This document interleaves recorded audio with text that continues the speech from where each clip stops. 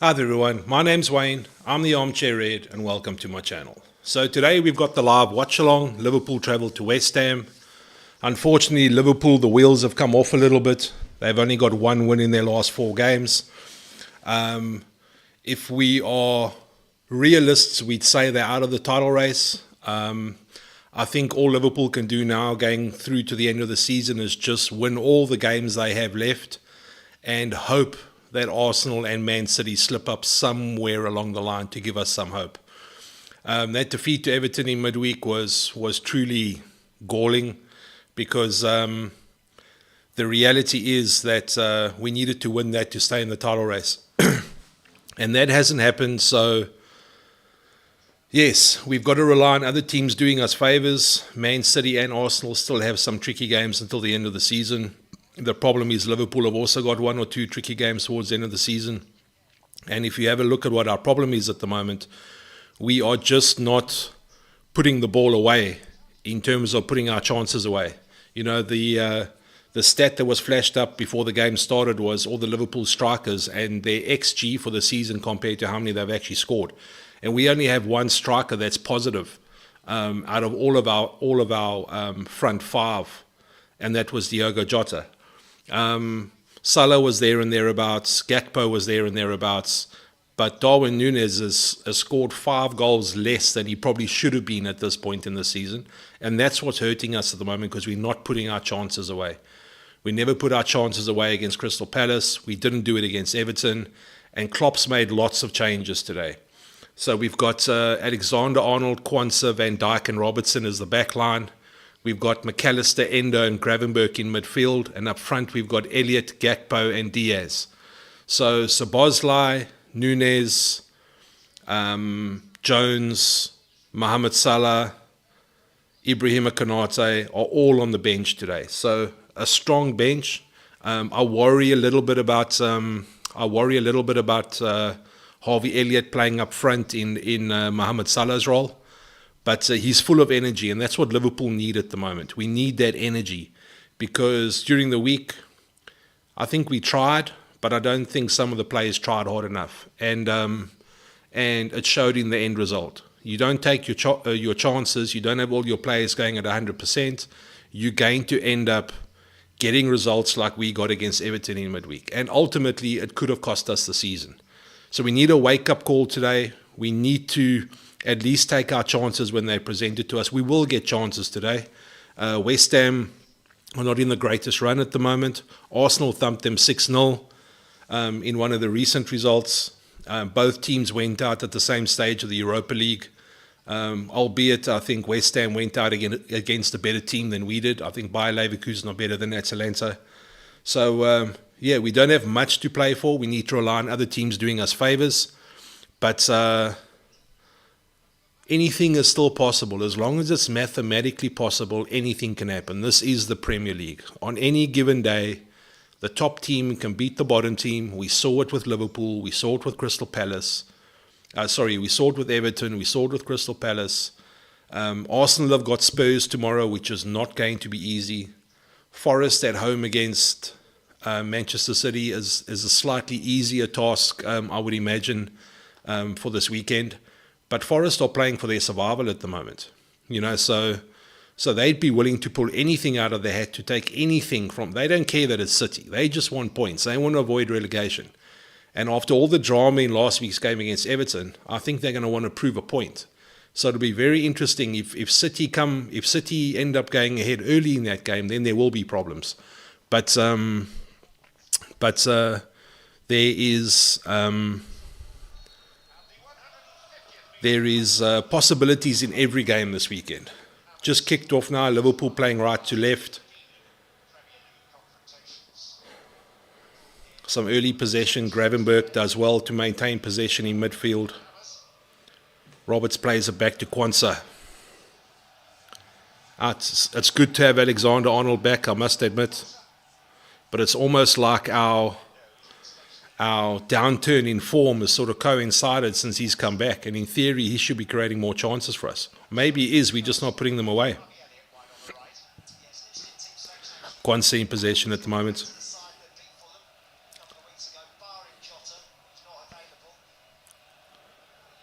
Elliott plays a lovely ball out left that finds Andy Robertson.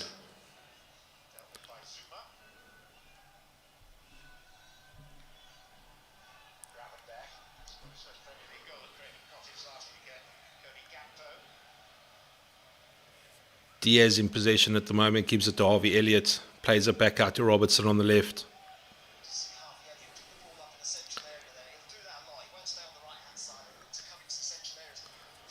The problem with the lineup we've picked today is in terms of creativity.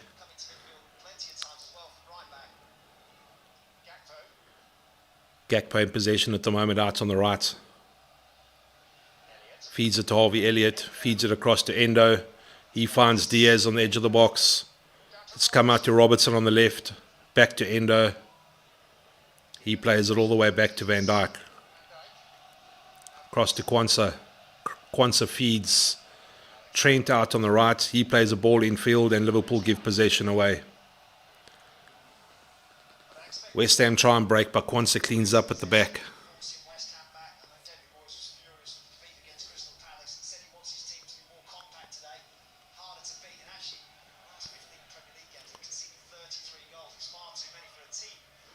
So Liverpool in possession at the moment. Poor pass by Endo gives possession back to West Ham in the middle of the field. They play it down their back line and back to their keeper.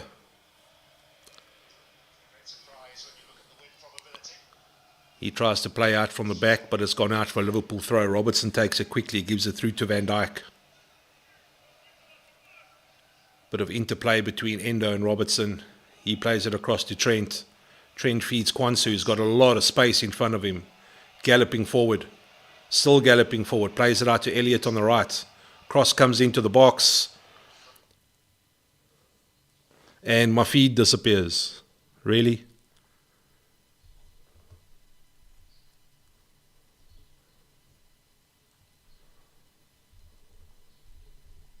Don't worry, we'll get it back now.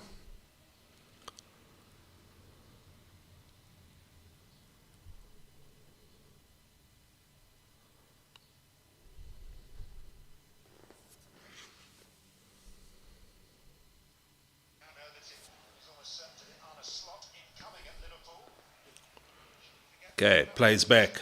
Van Dijk cleaning up at the back. Loose ball into midfield and is picked up by Jared Bowen. He's back in the lineup today. The danger man for West Ham as far as I'm concerned. Plays a lovely ball through. Antonio goes down.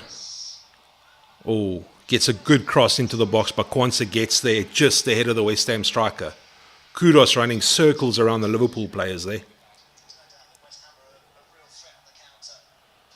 But that's coming from a West Ham counter again. Poor clearance into midfield by Van Dijk. No Liverpool players anywhere near where the ball went. Anyway, it's a West Ham corner. It's going to be an outswinger in from the left. Zuma's good in the air. In it comes. Cleared by Robertson. It's fallen out to Diaz, who's got some space in front of him. Yeah, he plays a ball into midfield to Harvey Elliott, who manages to find Alexander-Arnold. Oh, poor ball looking for Gravenberch. That ball wasn't on, but Harvey Elliott was on the right. Promising though, I suppose. But again, can't pick our pass in the final third.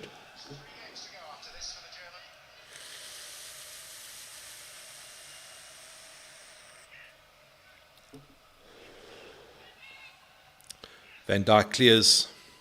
Bit of ping pong in the middle of the field at the moment. Ball's gone out left, but it's going to be picked up by Trent. He's looking for Harvey Elliott up front and finds him. Elliott with a bit of space. Cuts inside, gives it to McAllister. Feeds it across to Gravenberch, who's sleeping on the ball. Tries to make a pass and is dispossessed. The clearance falls to Van Dijk. Liverpool win possession back in midfield. In actual fact, I think it's a Liverpool free kick here. That actually looked a bit nasty. McAllister down at the moment. Paqueta nailed him. Ooh, that is nasty. Stood on his ankle. Ooh, that is nasty. How can he not even get a card for that? How can he not even get a card for that? That's at least a yellow card. Look, the free kick is going to be central, which is Trent Alexander range, but it is a fair distance out, so we'll have to see what Trent can do. He showed us in midweek what he can do, or against Fulham, sorry. That is a nasty challenge. VAR has called it foot on foot. I've never seen a foot on top of someone's ankle. Anyway, Liverpool free kick. How far is this out? Actually, it's a decent, it's probably about 10 meters outside the penalty area. So what's that, 25, 26 yards? Trenton Robertson standing over the ball. Enough time to get it up and over the wall for Trent. That won't be a problem. It's just a matter of whether you can beat the keeper from there. Oh, they've actually moved the free kick back. Sorry, it's nowhere near where I thought it was. It's going to have to be a crossing to the box here. Oh. Van Dijk gets on the end of it, but boots it straight up into the stand. Very difficult for him.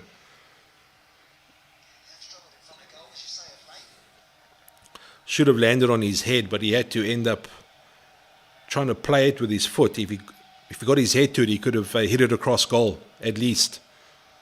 But at least there's opportunities early for Liverpool. Nothing clear cut yet, but definitely more energy than we saw against Everton. Goal kick from West Ham goes straight out of play. Liverpool throw. Very strong bench for Liverpool today. Probably a starting lineup sitting on the bench.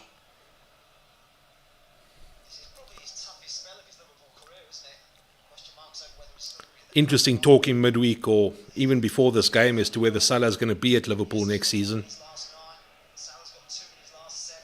A lot of people saying, look, if you can get 100 million for a player that's 32 years old, you should take it. I don't know. This is probably the toughest period he's been through with Liverpool at the moment in terms of scoring. I know he's come back from injury, but there's games where Salah is basically the heartbeat of the team, and it's not really something I'm willing to waste 100 million on. I think a lot's going to depend on the new manager coming in. A lot of people saying it's going to be Arne Slot, which was a name that wasn't even on the radar in terms of Liverpool managers when they were talking about them, about Klopp replacements. I thought it was going to be Amorim when Alonso said no. But anyway, Liverpool have played forward. Diaz in possession here. He feeds it to Gravenberch. Back to Diaz, who's now coming to midfield. He finds McAllister well, and that should be another foul. Free kick Liverpool.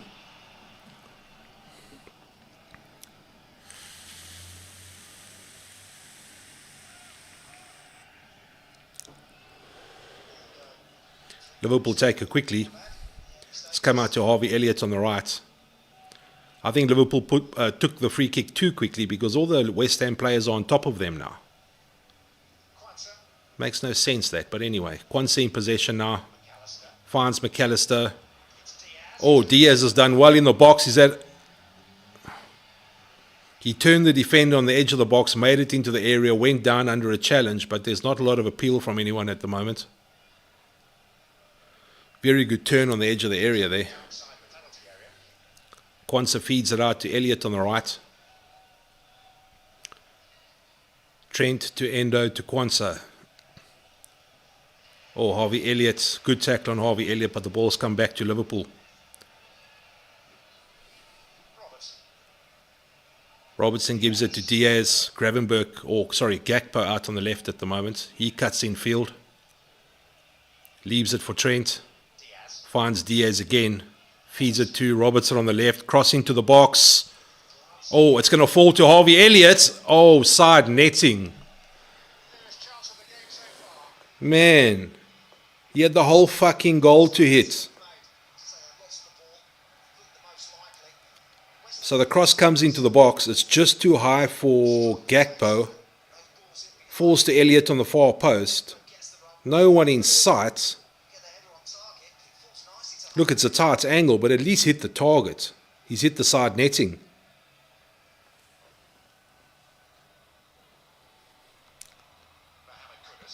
Goal kick for West Ham. It's picked up by Kudus, but Liverpool he gets dispossessed by Kwanzaa. Liverpool back in possession. Robertson.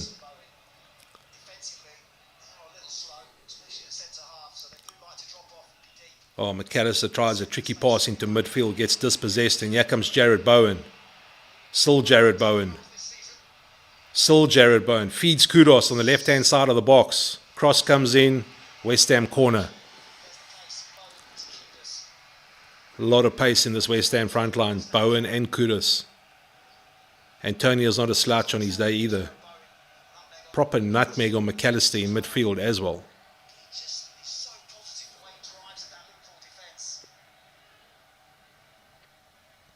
Anyway, corner West Ham on the left-hand side again.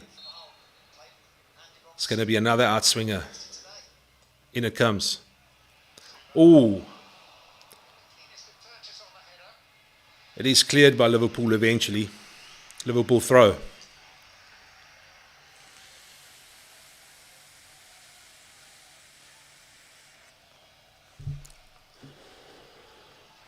We just need to watch West Ham on the break. They've got lots of pace. Something we didn't have to worry too much about Everton in midweek, but West Ham have got some proper pace on the break. We saw that from Bowen there. We saw it from Kudos. And Kudos has got some serious trickery about him as well. West Ham have won the ball back, yeah, in midfield. Ogbonna plays the ball forward looking for Paqueta. It's cleared by Robertson. But Kudos picks it up in midfield again. He's out on the left now. Taking on McAllister. Beats him quite easily. Cross comes into the box. Cleared by Van Dijk. Falls to Kudos again on the left. Trent takes care of him this time though. And Liverpool managed to break away. It's with Endo now. Plays it out to Elliott on the right. Got a few West Ham players around him. Plays a sloppy ball into midfield, and here comes Liverpool. Yeah. Oh, Jared Bowen shot saved. Poor fucking pass again. Fucking hell, you don't play a square ball across the front of your area.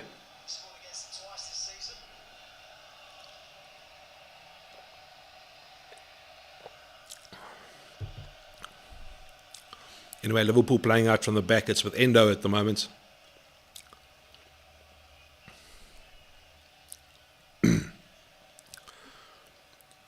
Kwanzaa gives it to Trent. Trent scanning his options. Not much on at the moment. It's ended up back at Kwanzaa, who plays it across to Van Dijk.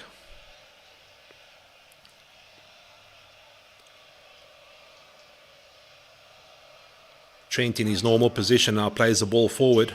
And it's a very good ball. Diaz is onside here. Shot over the crossbar. And he was offside anyway by the looks of it. Good ball by Trent though. Yeah, Diaz was miles offside. Diaz was miles offside. But those are the sort of incisive passes we need from the back. We've got pace up front. We've got pace up front.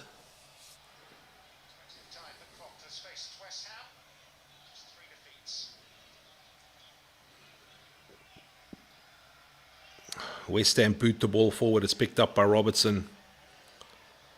It's come back to Jared Bowen again. He's out on the right now. Tries to get across into the box, but it's blocked by Robertson. West Ham throw.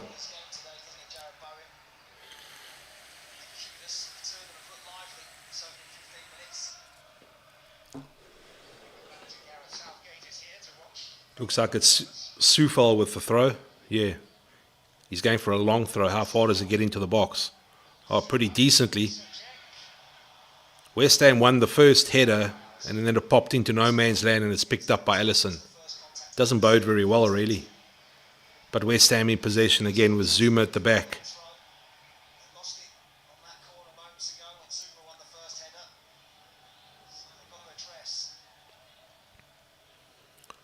West Ham playing nicely out from the back again. Paqueta with the cross ball.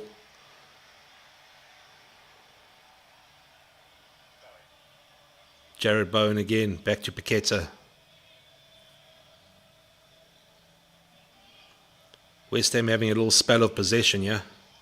Liverpool trying to close down. And they do to an extent. It's West Ham throw.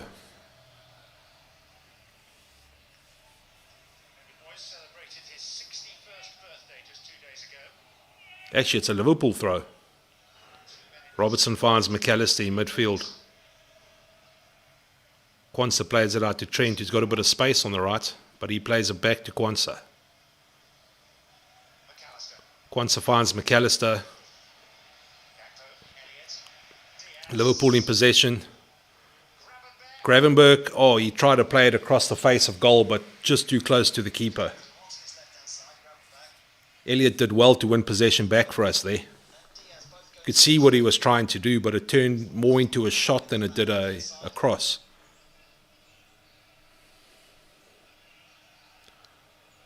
Areola looks like he's going to go long. Cleaned up by Van Dijk very nicely to McAllister in midfield. He finds Gakpo. Gakpo turns very well. Squares the ball across to Gravenberch. Plays it out to Diaz on the left. He's in the box here. Taking on his man. Cross. And it should be a Liverpool corner. He did well there. Took on Zuma and Soufal and beat them both.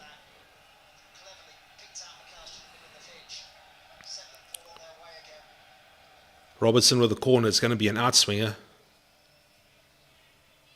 Van Dijk and Quansah moving forward. Bit of height in Liverpool's team today. Gakpo, Quansah, Van Dijk, Gravenberch. Some big guys. In comes the corner. It's cleared nicely. Falls to McAllister, who hits a freshie on the edge of the area. And it's cleared by Liverpool. Trent plays it back to Alisson, who flicks it straight back to Trent. He's got a bit of space here into the West Ham half. Tries a ball for... Oh, that was almost a good ball to find Gakpo. McAllister in possession now. He plays it back to Quansah.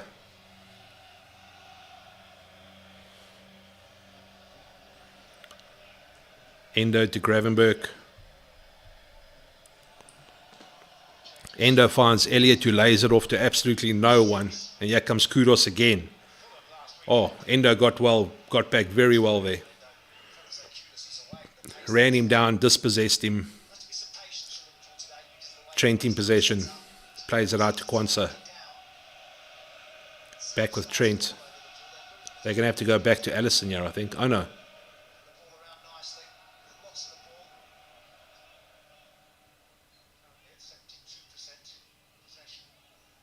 Quansah to Van Dijk, feeds it out to Robertson. Robertson finds Endo in midfield. He feeds Quansah. Quansah moving forward again. Tries a ball forward and is going to find McAllister in the box here, I think. Yes, it is McAllister. He lays it back to Elliott. Elliott lays it back to Gravenberch, who's retained possession. Oh, Liverpool free kick right outside the area. This is promising. Gakpo taken down just outside the area by Souček.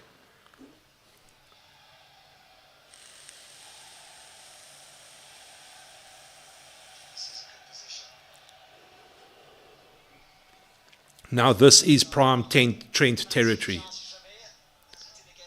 This is prime Trent territory. It actually might even be too close. We'll have to see what he can do here. But Robertson and Trent standing with the ball at the moment.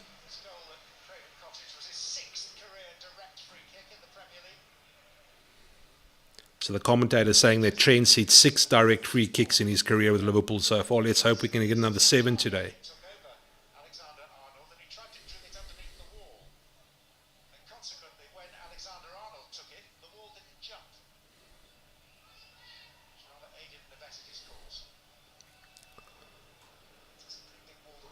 Looks like Trent's going to hit this one.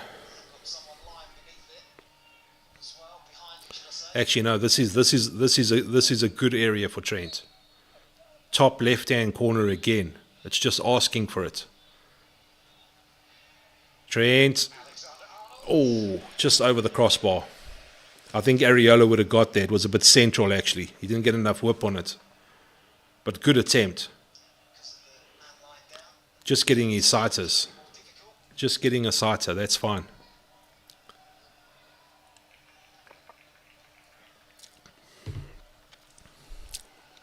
West Ham goal kick.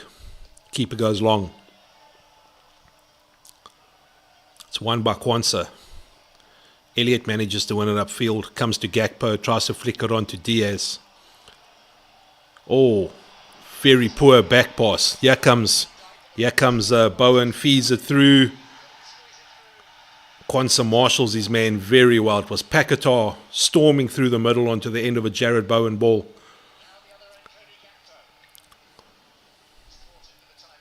Liverpool on the attack now. Harvey Elliott out on the right. Gives it back to Trent. Trent finds Elliott again. Can he get a ball into the box? Yes, he does. In comes Diaz, gets a bit of a head to it.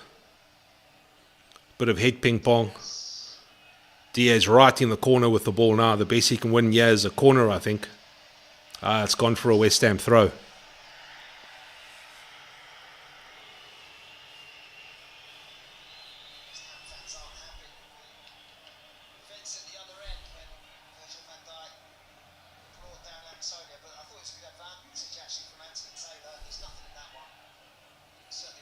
Very well done by Kwanzaa at the other side, marshalling Paquetá very well. Getting himself between Paquetá and the ball. West Ham on a bit of a break here. Here comes Kudos again. Oh, he tried the square ball to Antonio, but hit it straight at Van Dijk, who can come away with the ball now. That looks like where a potential West Ham goal can come from, is off the counters. We've seen it a few times now. Gravenberg making some progress over here. Still in possession. Feeds McAllister. Ultimately, West Ham win the ball back in the area and get a free kick.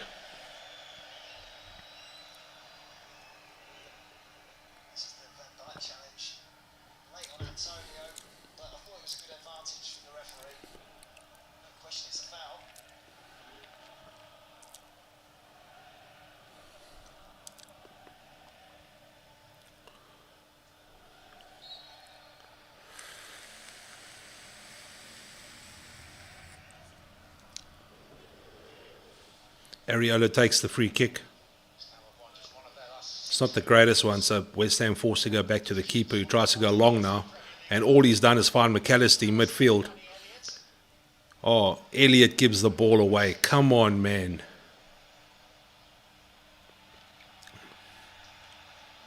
Kwanzaa cleans up at the back, but it's a West Ham throw.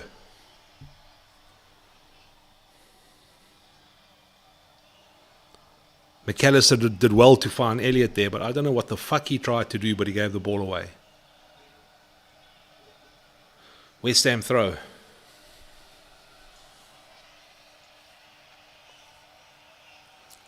Taking forever with the throw. Eventually it comes in. Another West Ham throw.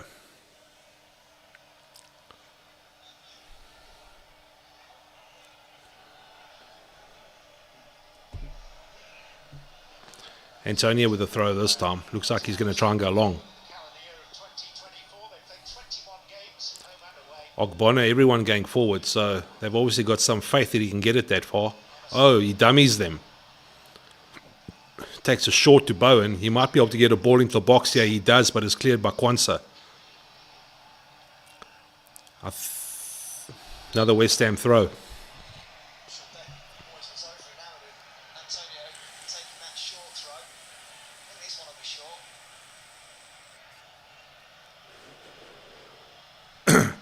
Antonio's going to go for the long throw again. Yeah, it does come in. Oh, there is a bit of a flick on. Goes to Kudos, but he heads it straight out for a Liverpool goal kick. Liverpool playing out from the back here with Van Dijk at the moment.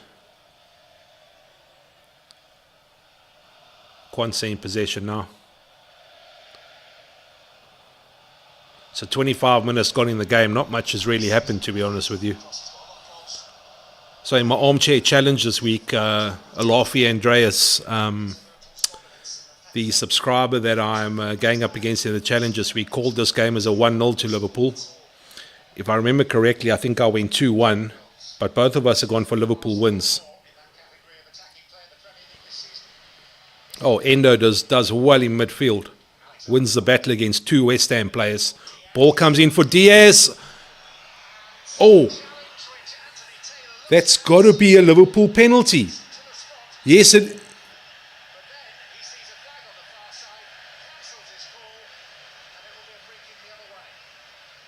So the ref has given the penalty, but then there was an offside flag, so the penalty's cancelled. Who was offside here?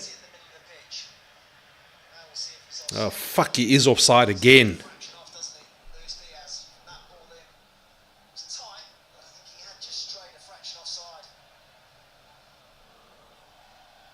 Bloody hell.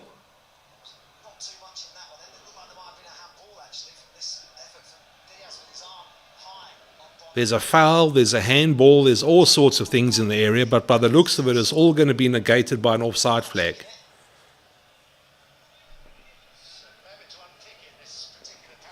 He looks offside, I must be honest with you. Even at this angle, he looks offside.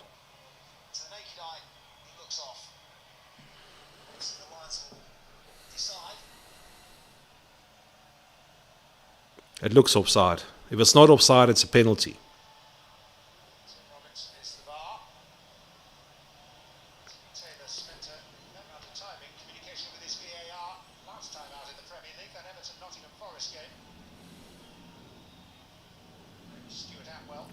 Diaz looks offside here.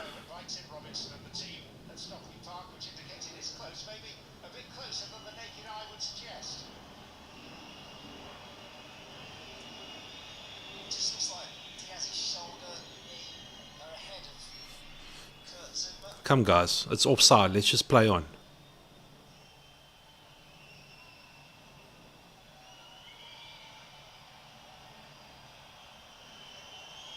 So what does that mean? Offside? Offside, yes.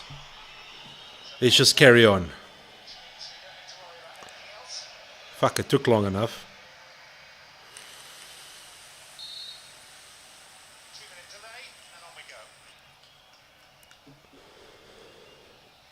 They better add that time on at the end of the first half. West Ham keeper goes long with a goal kick. It's won back by Liverpool in midfield. Gravenberch in possession. He gives it to Trent, who feeds it back to Alisson.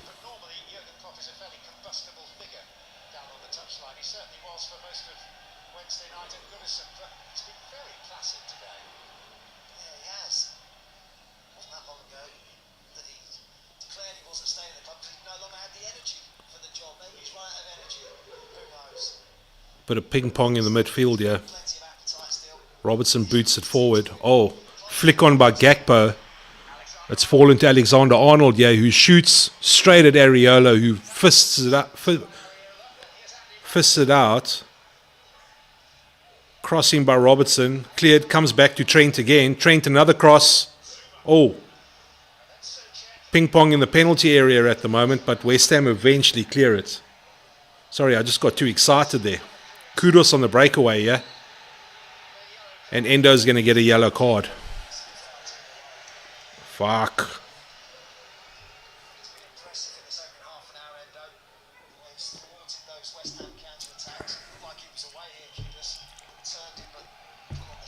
Kudos turned him in midfield and he grabbed him back on the shirt. It's a good shot by Trent, this. Moved in the area, but Areola was forced to punch it out.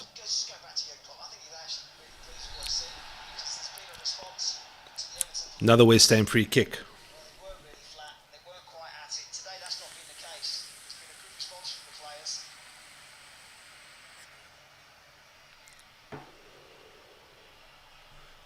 Half an hour gone in the game now. Flick on by Antonio, finds Kudos down the left-hand side. He's 1-on-1 with Kwanzaa at the moment. Plays the ball backwards though. West Ham try a ball into the area. It falls to Jared Bowen. Oh. Shot again, deflected, Alisson saves. So Van Dijk cleared from the initial Bowen shot, fell to Soufal, took a shot from the edge of the penalty area which was deflected, but Alisson handled it very well. Liverpool in midfield at the moment with McAllister. He gives it to Trent. Not handling those balls in the box very well. It's come out to Diaz on the left. He's cut in field now. He gives it to Endo. Momentum's gone out of the move now. Liverpool going to have to build it up now. Trent in possession now, scanning his options. Gives it across to Robertson. Back to Van Dijk.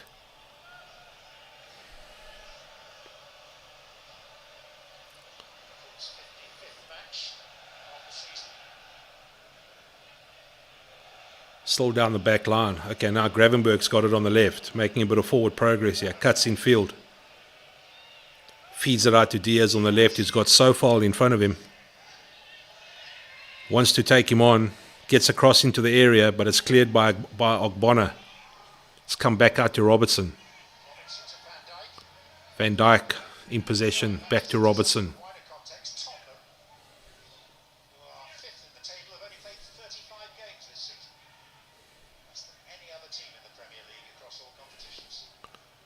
Trent gives it out to Kwanzaa on the right. West Ham are pushing up quite high here.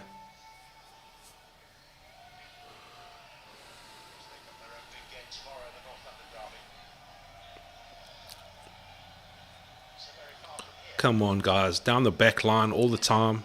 Fucking hell. Finally, they find Diaz on the left. At least he'll move forward. He gives it to Gravenberg. Trying to beat his man. Gets dispossessed. Oh, he wins the ball back. Gravenberg won it back. It's with Trent at the moment. Pretty central. Rolls it into McAllister. Feeds it to Elliott on the right. Straight at Areola. That was decent once we got the momentum going in the move.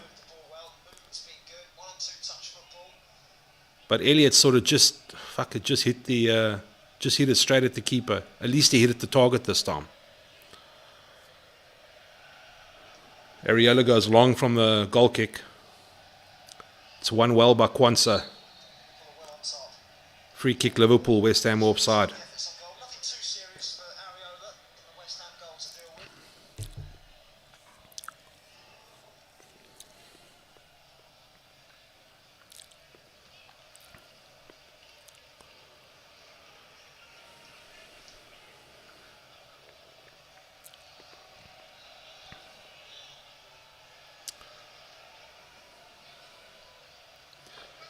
Liverpool just playing it across their back line at the moment again. Kwanzaa plays a good ball forward. It's ended up by Elliott on the right. He plays it back again. Trent in possession.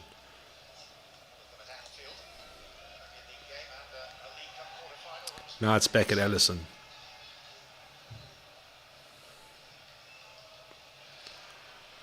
Oh, this reminds me of Atalanta. Fuck me.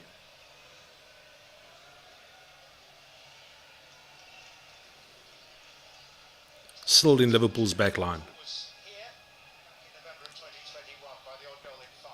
Still with Liverpool's back line. Now Endo gets it. Plays it out to Elliott on the right. And Elliott goes back to Kwanzaa. Now it's with Van Dijk. He finds Robertson. Robertson plays a ball forward eventually, looking for Gravenberg, but is cleared by Sufal.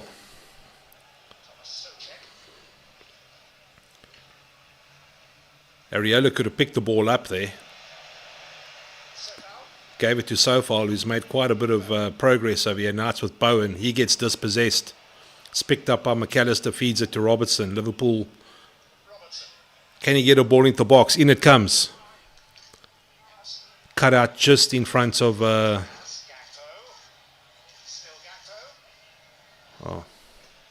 Gakpo attempted a shot from the edge of the box, but it was blocked.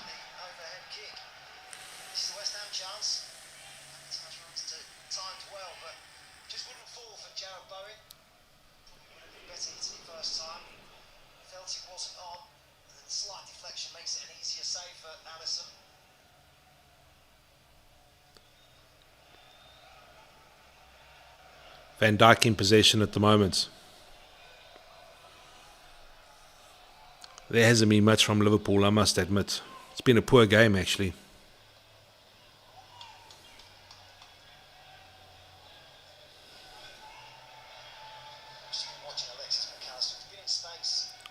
still with Liverpool's back line. Finally a ball forward. Gravenberch finally moves forward.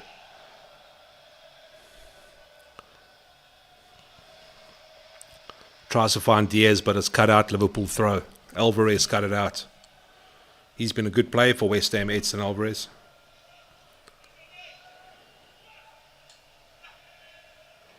Liverpool throw again.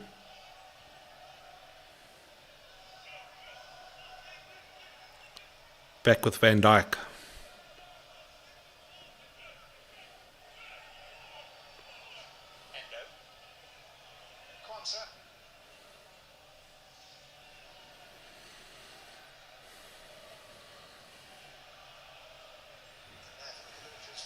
Van Dijk finally tries a ball forward looking for Gakpo. He flicks it on very nice to Robertson. Can he get a ball into the box? Yeah, but it's a poor ball. He played it straight out of play for a goal kick.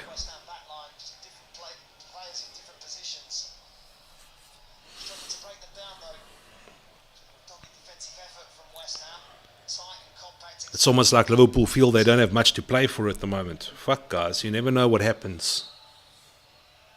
Areola goes long with a goal kick. It's a one well by Endo in midfield. Trent boots it forward looking for someone, but it falls to Jared Bowen. Cleans up very nicely. Long ball forward from West Ham, straight out of play. Goal throw in, Liverpool.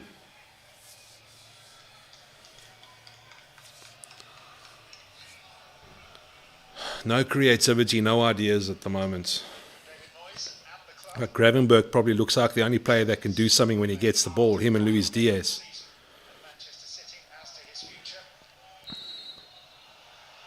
Gravenberch gets fouled now. Liverpool free kick.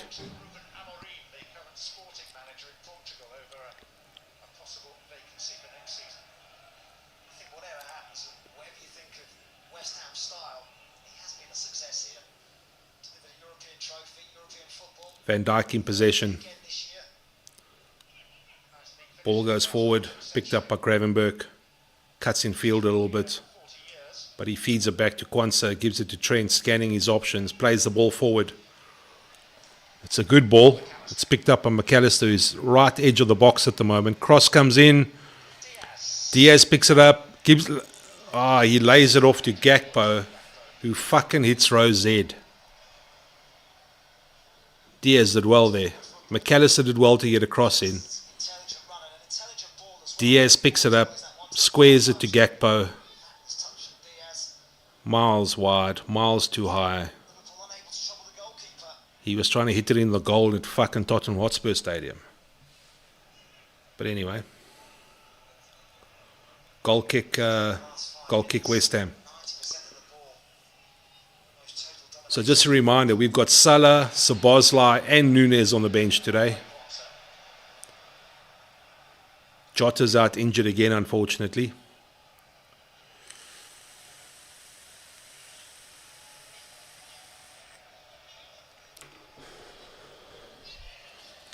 So it hasn't been a great first half so far. Let me know in the comments what you think the score is going to be, or who's going to score first at least. Bit of head ping pong at the moment. Liverpool come away with it. Here comes Gravenberch. He's got a bit of space to work in here. He's got Diaz up in front of him. Feeds Diaz, who's one-on-one with Soufal now. Cuts into the box. Shoots. Oh, when he hits the post. Robertson can get the ball in again. To Elliott on the far post, but he catches his header all wrong and it's straight over the crossbar. Fuck, Diaz did well there. I didn't think that shot was anywhere near goal, but it came back off the post. The keeper thought it was going wide and he left it. Yeah, he hit the post. Probably our most promising move so far this game. Came out of nothing, really. Gravenberch did well again over there.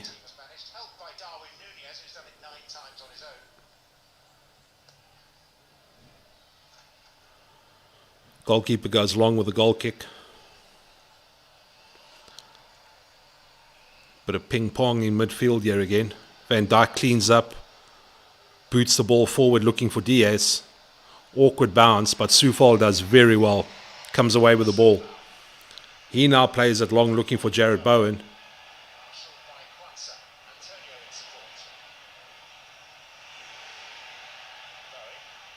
Bowen in possession again. Gets crowded out in midfield, but it's a West Ham free kick.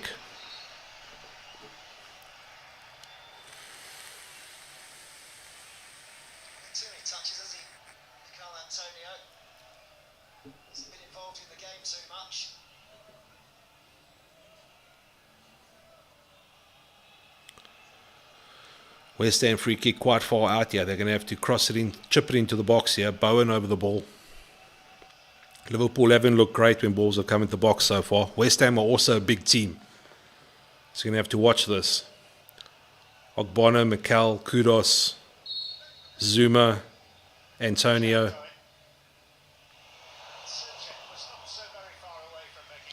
Souček almost got onto the end of it, but it's gone straight out for a Liverpool goal kick.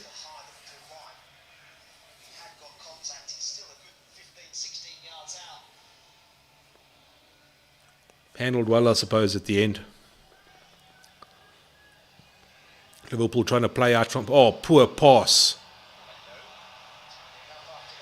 Bowen in possession, shoots. Oh, and Allison pulls off an incredible save. Poor fucking play at the back again. What are we doing?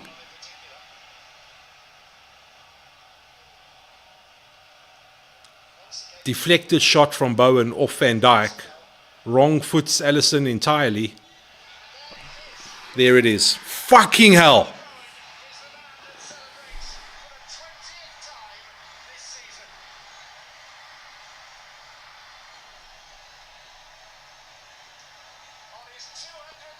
Again, a Liverpool goal kick. We give it away. The cross comes into the box and West Ham score. That's simple. That's Liverpool's fucking season in a nutshell. Fucking hell. Schoolboy fucking football. Simple cross into the box. Bowen, all fucking 3'2" of him.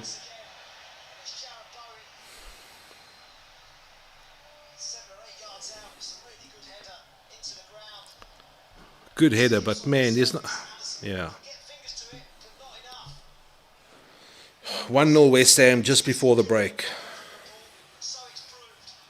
Third time he scored against Liverpool this season. He scored against us at Anfield. He scored against us in the Carabao Cup, and now he scored against us at the London Stadium. What did I say? Every time the ball comes into the box, West Ham seem to win it. And there it is again.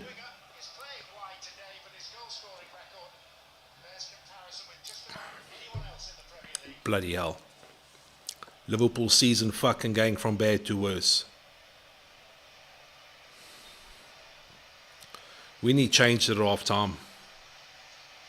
There's Elliott, dispossessed again. Fuck me, man.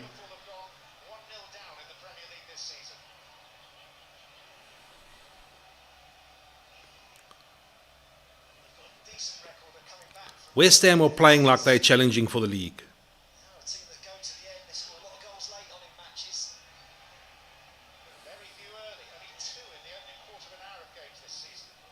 Playing out from the back with Endo. He's got a bit of space in front of him here. Poor pass again. Here come West Ham again. Kudos. Skins Kwanzaa on the left. He tried to be too fancy there. Liverpool come away with the ball with Trent. Trent boots it downfield looking for Diaz, and it's actually turned into a bloody good ball. Diaz 1-on-1 with Soufalia now. He's got Kurt Zuma just behind him. But here comes Diaz. Still Diaz. Tries to be too fancy, and here comes Kurt Zuma.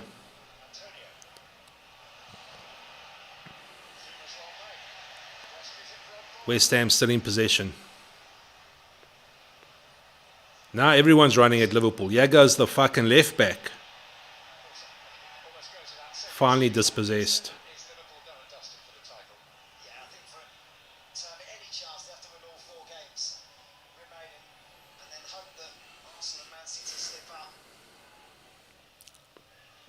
Robertson in possession at the moment. Trent now, a bit more advanced. Finds Gravenberg. Feeds it out to Gakpo on the left. He cuts in field. Gives it back to Endo. Too slow. Kwanzaa. Feeds it out to Elliott on the right.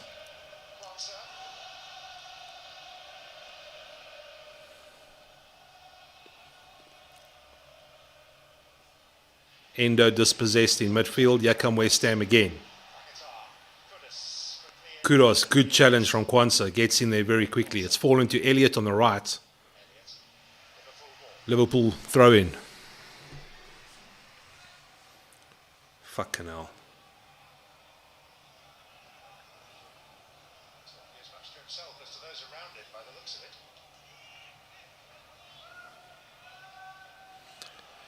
Liverpool take the throw in. Is back with Van Dijk at the moment.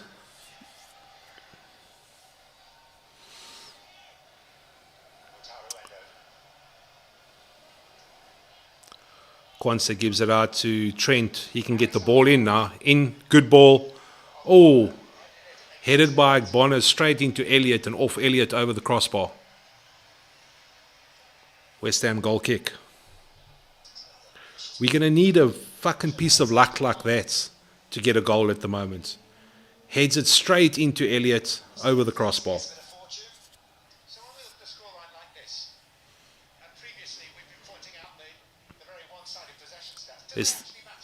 There's 3 minutes of added time, which we've almost completed now.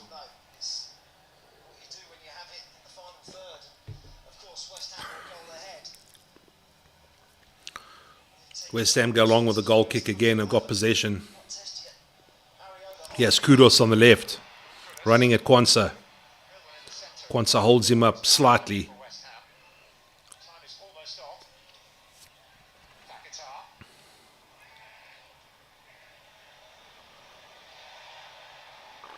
Here come West Ham again with Paqueta. He's into the box now, but he's got 3 Liverpool players on top of him. It's cleared. Comes out to Diaz. Half time. 1-0 West Ham at the moment. Black Dragon Ninja, thanks man. Diaz and Nunes are bad finishers. Need to sell them as soon as possible. Well, I don't know. There was a stat before the game that sort of backs that up. They were measuring XG versus goals actually scored by the 5 Liverpool strikers, and Nunes was the worst of all. He's 5.5 goals down on goals that he should have scored according to XG. So, selling him, I don't know what the new coach might bring out of him. I think he's still young and raw. But the fact is, if you're going to be challenging for titles, you need to be putting chances away. You can't be fucking squandering. He's hit the woodwork 9 times this season as well. What a lot of people are saying is when he gets an opportunity, he tries to fucking blast the ball as if it's an ex-girlfriend. And instead of taking more composure and placing the ball into the back of the net, he's trying to blast it through the keeper. When it comes to Diaz, look, I think Diaz had big boots to fill when Sadio Mane left. I think Diaz is good on the ball. He's good at potentially creating chances. But he was never going to get us the goals that Sadio Mane got us on the left. So the problem is who's going to take them. There's talk around Luis Diaz possibly trying to engineer a move to Real Madrid. That might suit him. How he gets into the Madrid team, I don't know. We've effectively paid 85 million for Nunes. If you sell him now, you're going to make a loss. There's no guarantee Salah's going to be at Liverpool next season. Jota's going to be around for a while. I rate him. Gakpo's looked decent. He's probably been one of our better players the last few games. But yeah, this attacking front line that everyone has been so excited about at the start of the season has actually fizzled out a little bit. Jota's probably been our most lethal striker up front. The problem is he's had too many injuries this season. We need wingers who can score goals. Agree with you. And potentially that's an opportunity for Trent to start playing further forward. Harvey Elliott hasn't convinced me in Salah's role over here. I think he's good on the ball, but he doesn't have the pace. Especially when Trent's popping those balls forward, looking for these precision passes. You don't have Elliott who has that space that space to or that pace to actually get onto the edge of the onto the end of the ball. Any suggestions? That's a tricky one because I think the market's going to be very difficult with wingers. I like Elise from Crystal Palace. I think he's young. He's got the skill set. He scores a few goals. I think he'll fit in very nicely in Liverpool's front line. But there's not a lot of available players out there at the moment that you can just sign up and bring them in. I'm trying to think now. I think if Salah goes, Diaz, I don't think Diaz is going to go anywhere. I think we've shown him a lot of support this season in terms of what's happened with his dad and all that sort of stuff. I think he owes us at least one more season before he goes. If Salah does go and we manage to cash in, who can we bring in? Jared Bowen is an option. I know his contract is running to the last few years at West Ham. I think he's a decent player. Like I said, I like Michael Elise from Crystal Palace. Otherwise, yeah, there's not much out there at the moment. That's the tough thing. The thing is, the players we have in those positions now should be good enough. And the reality at the moment is they're not. And that's what's creating the problem for us. We should be looking at getting young wingers and developing them into the roles behind the likes of Salah, behind the likes of Luis Diaz. But instead, we're having to look for people now to actually step into those boots. And that becomes the problem. Because you don't have the young player that's busy developing. And at the same time, you've got your established players that are not quite in form at the moment. So, geez, I would love someone like Vicinius Jr. from Real Madrid in there. That young, man, I can't even pronounce his surname. He plays for Napoli. The guy from Macedonia. He would be really great in a role like that. But as well, you're gonna have to pay over the odds for a player like that. Jared Bowen, the type of player, should be covered to Salah. Agreed. And when you think about it, Jared Bowen has now scored more goals than any of Liverpool's 5 strikers this season. And he's been out injured for a lot of that time as well. Okay, granted, Salah's been out injured as well. But that's what I was saying just now. You get a young player in to establish himself behind the more established player, in that case maybe being Salah. But now if Salah's not there this season, look, I think Bowen is good enough. To start in that position already. I can see what Liverpool are going to be forced to do next season if Salah's not there. They're going to move Luis Diaz out right. They're going to play Darwin Núñez off the left. And they're going to play either Gakpo or Jota up front. Which means we're going to need another player up front. And that player, to me, it could be Jared Bowen. We've been linked with him in the past. Fucking Andy Robertson is sleeping on this goal over here. Look at him. He's too busy waving his arms around. West Ham took the corner quickly, and that's where the cross came into the box. But you're 100% right about Jared Bowen. He's proven in the Premier League. I think he's having his best season so far in terms of goals. He's come on in the last few years, so he's always been a name there and thereabouts. But he's really showing his goal potential this season. Like I said, he's scored against us now in all three of the games he's played Liverpool this season. And they're actually flashing up a graphic now to say out of West Ham players, most goals in the league, he's now equaled Paolo Di Canio for the most goals in a season by a West Ham player. And there's still, 3 games to go? 16 league goals. And you know what the difference between him is and our strikers is when he gets a chance, he scores. He's playing in a team where you don't get 3 or 4 chances a game to try and put the ball away. He gets one, and he takes that one every single time. He reminds me a bit of Ollie Watkins at Aston Villa. You give Ollie Watkins a chance, and he puts the ball away. You've got to give Darwin Núñez 6 fucking chances before he puts the ball away.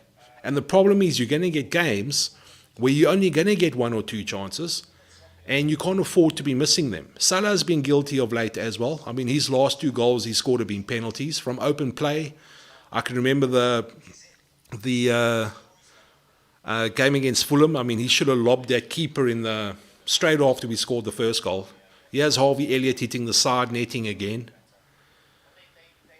That's why you need players that can take chances.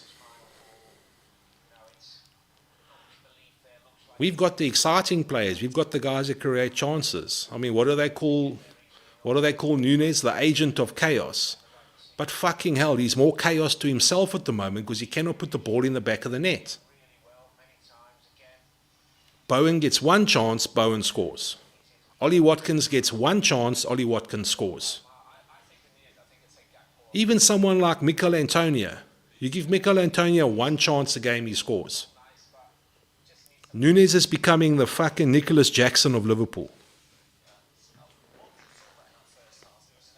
So if we need to bring players in, look, our midfield still needs more players. Obviously, it's going to boil down to who's the new manager.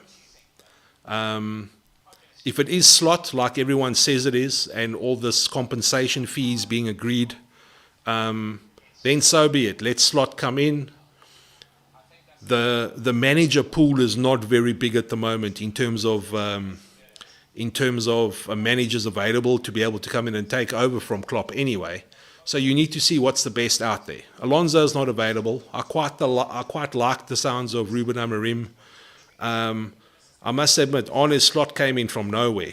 There was more talk about De Zerbi than there was about Slot, but it looks like this data-driven approach from Liverpool has basically earmarked him now potentially to take over. It sounds like talks are quite far advanced. There was even talks about a deal potentially being finalised this weekend. So Black Dragon Ninja, Nunes 2 goals versus Newcastle and the winner was all a waste of our title run. Imagine he scored all of the simple goals. Well, that's exactly, if he scored according to XG. So XG is stuff or goals that you should have scored. That doesn't take difficulty in that into account. I mean, those 2 goals he scored against Newcastle probably weren't even a full XG point. Because if you remember, he scored those 2 goals from very tight angles. If you look at the XG is almost gimme goals. And if he had just taken the gimme goals that he was supposed to have scored this season, he probably would have been close to being one of the top scorers in the season so far. Add 5 onto his current tally. I think his current tally is 13 or 14. He'd be sitting on 19 league goals. And that would be an awesome return for his first proper season at Liverpool. But it's 100% right. All these great comebacks this season, Newcastle being one of them with 10 men. Think about what we did against Fulham when Elliott scored in the last minute. Sorry, not Fulham. Trent scored in the last minute for that 4-3 win. Harvey Elliott also scored a last-minute win. I'm trying to remember who that was against. I actually think it was against Crystal Palace. All these last-minute, 27 points from losing positions this season, is all gone to waste because of the last 3 games Liverpool have had in the league. And we've absolutely thrown this league title away. It's exactly what you say there. A waste of our title run. And it's disappointing. And the thing is, these players gave us hope. When you think about it, Liverpool probably shouldn't have been competing for the league this season. You know, we were going through a midfield rebuild, or we still are going through a midfield rebuild. I would have been happy with just Champions League football this season.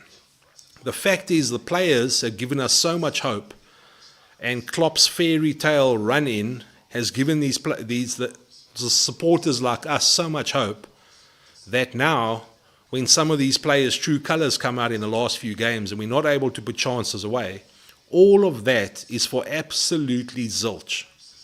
Klopp's going to end his last season with the fucking Carabao Cup. We should have won the Europa League. We were the best team left in that Europa League. Give or take people, I mean, Leverkusen are the new Bundesliga champions. But, you know, we should have been playing Man City in the FA Cup final. You know, if we didn't give the game away against Man United. We've let this season fall away. We were in there. City and Arsenal Well, let's put it this way. Arsenal have been in there as well. They've been great. Man City are normally miles ahead by this time. The fact that we've stayed in the race and City have had below their normal expectations in terms of a season, this was a team's opportunity to surpass City and actually win the league. But we've blown it now, and I'm not embarrassed to say, fuck, if we can't win the league, I'd rather have Arsenal win the league, because we can't have City winning it 4 times in a row. Black Dragon Ninja. So I think this is the start of our downfall. All our top players will eventually leave if Slot immediately doesn't make any impact. Impact in the sense of winning a trophy, not staying in the top 4. Interesting. There's a hypothesis that, imagine if Klopp had gone on and won 4 trophies a season. Who could walk in and actually do anything in the club after Klopp leaves doing that? The fact that our season has actually fizzled out could actually be a blessing in disguise for the new manager that comes in, because he doesn't suddenly have to hit these high notes that Klopp had in his last season. Liverpool can go and win the Carabao Cup against next season. We can go and win the FA Cup. I think our players are good enough. We're a good cup side. Our players are good enough to win. Regardless of who the manager is, we can win a trophy, whether it be the Carabao Cup, whether it be the FA Cup. We're going to be in Champions League next season. But, the fact that our season has fizzled out, I actually think helps the new manager. And the fact that Liverpool want to build a project with the new manager, I think they'll give him a bit of time. In terms of players leaving, I think the biggest threat for us in terms of players leaving are these players that are coming to the end of their contracts. So you look at the likes of Mohamed Salah, you look at the likes of Virgil van Dijk, you look at the likes of Trent Alexander-Arnold, and you look at some of the new players that have joined. The thing is, it got to a point in transfer windows where players were coming to Liverpool because Jurgen Klopp was there. That attraction's not going to be there anymore. But also imagine the disillusionment of some players. Think of Szoboszlai. Think of McAllister. They came to Liverpool because Klopp was there. 3 months later, he announces he's leaving. I'd actually feel a bit shortchanged if I was one of them. But, that's just the reality of the situation. But no matter what manager comes in, look, whoever took over from Alex Ferguson back in the day would have had a massive job on his hands in terms of taking over an aging Man United team and keeping them successful. Whoever comes into Liverpool has got in my view, a much easier job on his hands, because he's got a talented squad. He's got a lot of young players. Klopp's already done most of the rebuild already. It's just a matter of putting your imprint on the team, putting your philosophy on the team, and trying to make it successful from there. No one replaces Klopp. Klopp is irreplaceable. Klopp's a legend.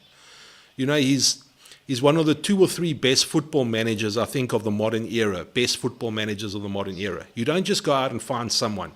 But what you can find is someone decent enough to create their own legacy. Liverpool have kicked off on the attack, shot from Gravenberch over the crossbar. Let's grab some sound here. Black Dragon Ninja, if you're still in the chat, let me know where you're from, please.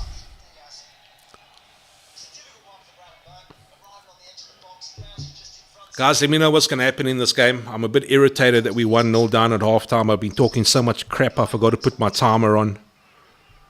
Where are we? 46, 47 minutes.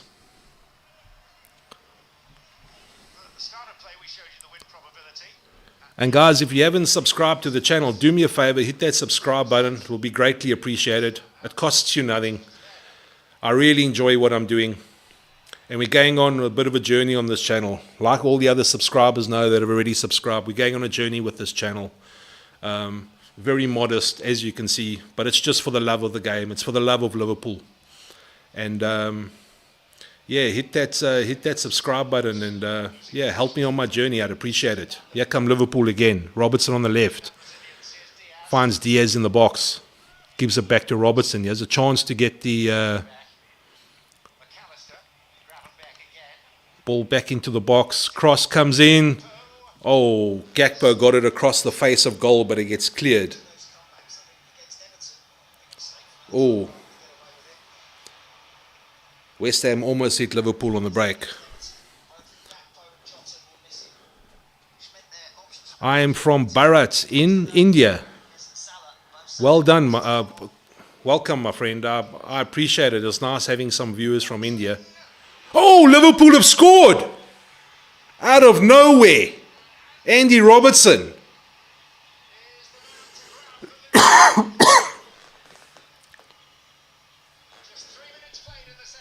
That's exactly the start we needed to the second half. That's exactly the start we needed to the second half. Where did this come from?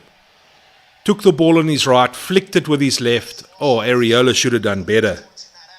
I'd be disappointed if I was a West Ham supporter.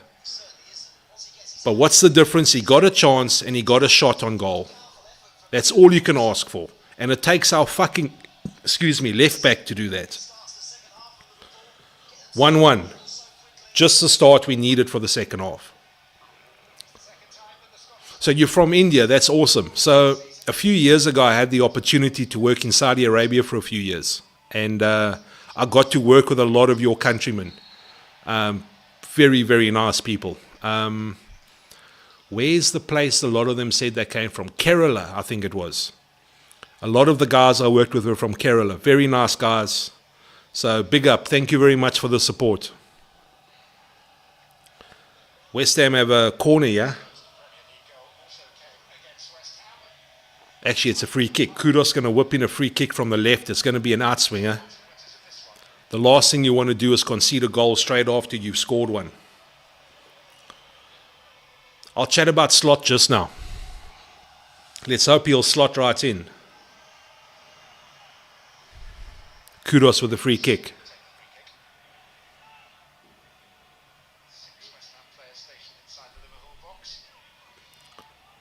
Let's see what goes here. In it comes. Oh, cleared very nicely by Van Dijk. Comes out to Surfall. He hits it from about 30 yards out, but it's miles wide. Liverpool goal kick. Liverpool goal kick.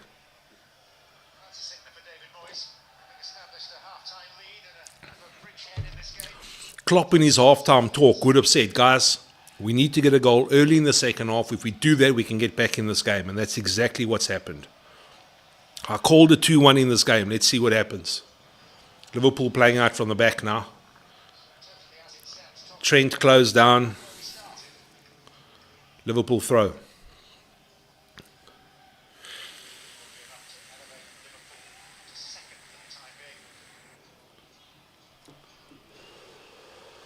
Oh, Liverpool got some space down the left here. Here comes Robertson again. He feeds it out to Gakpo on the left. Gakpo cuts inside. Chip into the box. Falls to Gravenberch, who tries a bloody back heel. Maybe the ball was behind him. But what was that? What was that?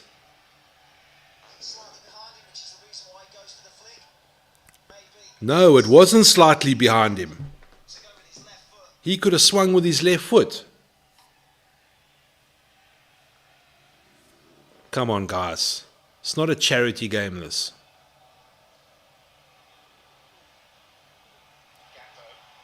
Liverpool in possession again. Poor clearance from Areola.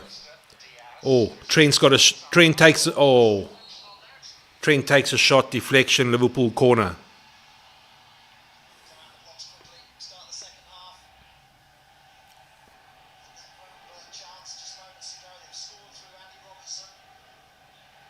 Okay, boys. Here's a chance for a second.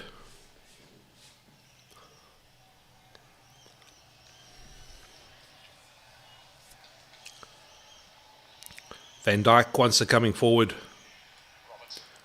Good corner. It's fallen to Gravenberch on the edge of the box. He plays it back to Alexander-Arnold. Plays the ball out left to Robertson. Can he get the ball into the box? Yes, he can, but it's cleared by Bonner. Another Liverpool corner. I'll chat about Michael Edwards just now. I do believe in his magic. Another Liverpool corner. Let's hope we can have that conversation with the Liverpool at 2-1.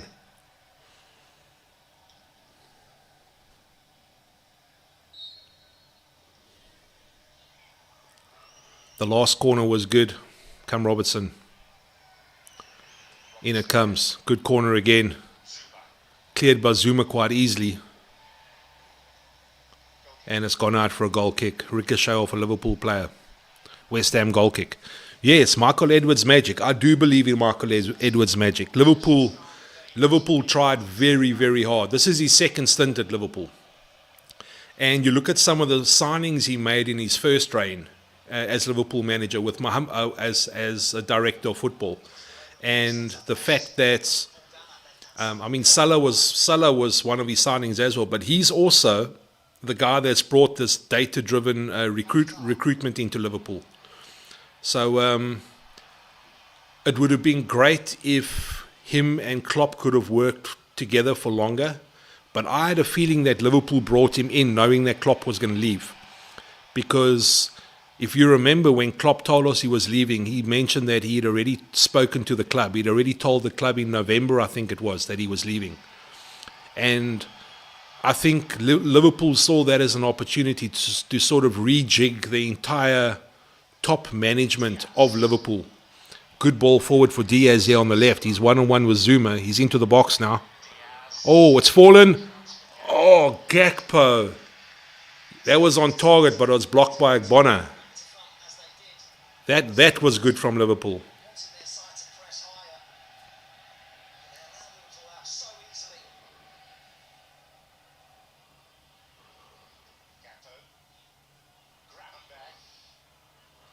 Oh, almost a good ball again. Here come West Ham on the breaker with Kudos. He's still going. And it's cleaned up by Kwanzaa. Well done.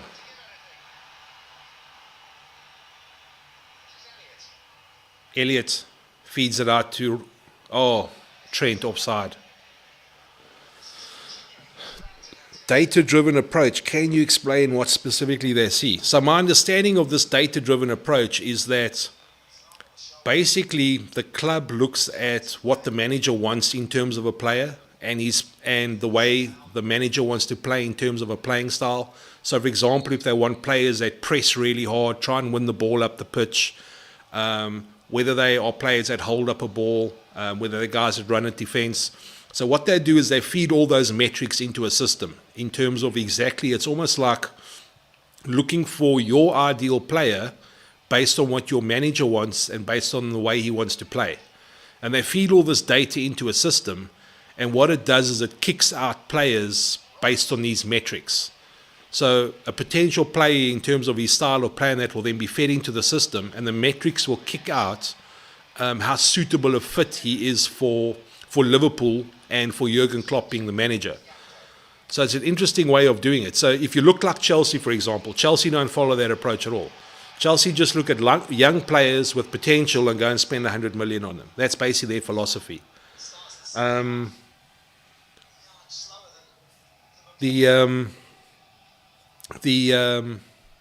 way Liverpool have done this, and I believe they did it when they look for their new manager as well, is they look at the style of play, how they want the club to play.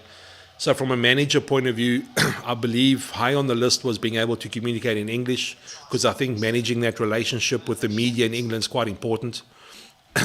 Being able to not only resonate with the players, but be able to resonate with the supporters and the community that you live in as well, which is something I think Klopp's done really well. So data-driven is basically just that. Give me your metrics in terms of what you want, and we'll go find the player or the manager for you.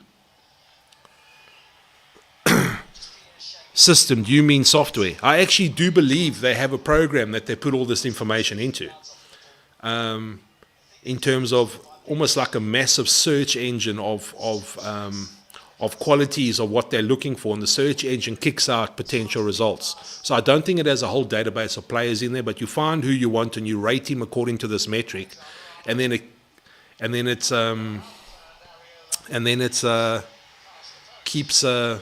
kicks out what you want to see in terms of the players that you're looking for.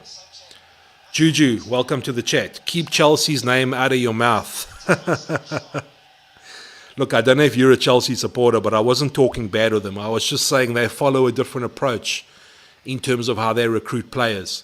The question was around, do they possibly follow a data-driven approach as well? I don't think they do. I think they look for potential, and the nice thing Chelsea had at the stage was they had money to spend, which obviously makes things so much easier. But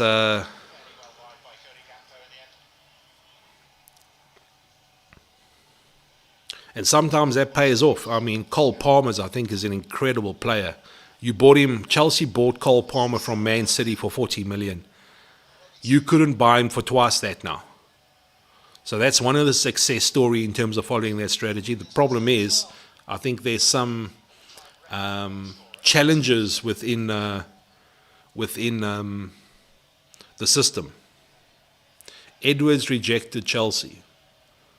Oh, I'm not aware of that, but if he did, in a way I can understand, because Chelsea's a lot like Man United at the moment. I don't think there's a clear direction in terms of where they want to go. And you can't bring someone like Edwards in to create direction for you. You need to tell him what you want, and he basically builds the club up based on what you want. Chelsea under Todd Bowley, I don't think really know what their identity is at the moment. They'll get there, don't get me wrong.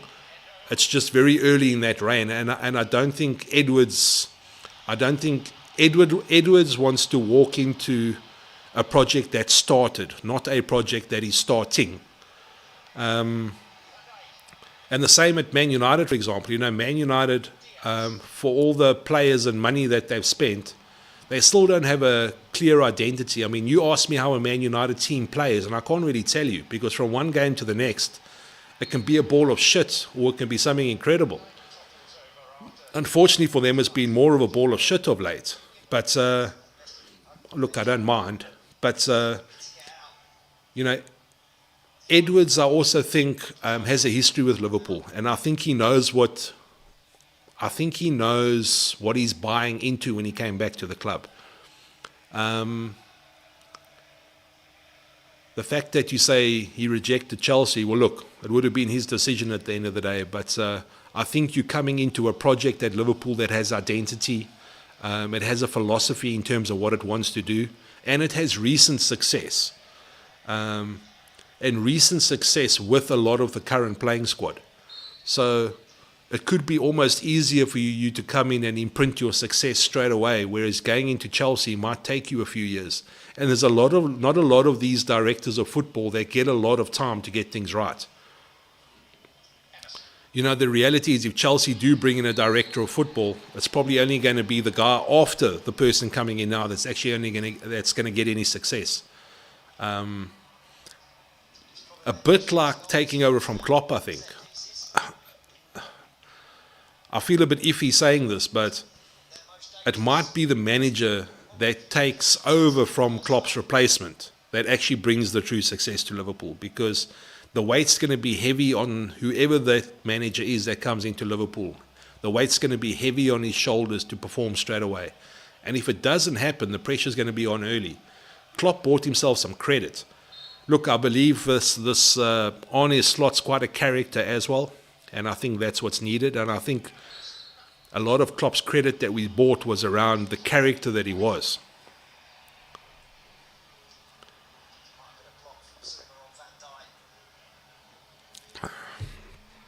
What's my opinion on Alonso and Amorim? So I actually did some analysis. So we all knew what Alonso was all about. But I must admit, when Ruben Amorim's name was mentioned, I didn't know a lot about him. So I actually went and did a bit of homework, and I actually did a video about it. And there's actually a lot of parallels between the two of them in terms of what they've achieved in the different countries that they've played in, and the way that they've done it. So I rate both of them. I think they're the new generation of manager out there. Young, sort of, and it's a weird way of describing it. It's almost like older brother syndrome. You know, it's not... it's the older brother showing you the way and wanting to get in the trenches, because these guys are still relatively young. I mein, Xabi Alonso is 42, Amorim is 39. I mean, he only retired from football in 2017. Same year that Alonso did, funny enough. But I rated them both. When I found out, I also think there was a lot of sentimentality in terms of wanting Alonso back at Liverpool. But when he wasn't available and I looked at Amorim, I thought, man, he would have been a really good option, particularly with Liverpool wanting to create a bit of a project. Liverpool on the attack again, with Gakpo down the left. Oh, he does very well. Can he get a ball into the box here? He finds Diaz. He finds Gakpo. Oh, and there's just a scramble and Areola boots it upfield.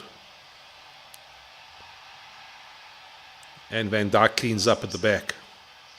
So yeah, look, when Alonso ruled himself out, look, the challenge Alonso is going to have in the Bundesliga this season, and we've seen it before. Think about when Leicester won the Premier League. I think it was 2013. When Leicester won the Premier League, in that transfer window, they lost half their team, because the bigger teams suddenly saw the real quality players in the slightly smaller team, and Leicester lost a lot of that first team squad that won the title. Alonso is going to have his work cut out for him. Alonso is going to have the work cut out for him next season, because I think some of his players might move on. I also think they've potentially caught Bayern Munich on an off season, because there's been a lot of turmoil around the manager, all that sort of stuff. I think some of their first team players don't want to be there. So look, there's nothing to say he can't do it next season. They've done it quite easily this season. But I think the other clubs know what Bayer Leverkusen's all about now. Corner Liverpool. Oh, yes! Yes! It's deflected off like a fucking ping pong ball of 27 players. I do not care, but it's ended up in the back of the net. Gakpo is going to be credited with the goal. It came from a Liverpool corner. There was a flick on. It fell to Gakpo. He hit it into the melee of players, and it ended up ping-ponging, pinballing into the back of the net. Lobs up, shoots it. I actually don't even think it was on target. I don't even think it was on target.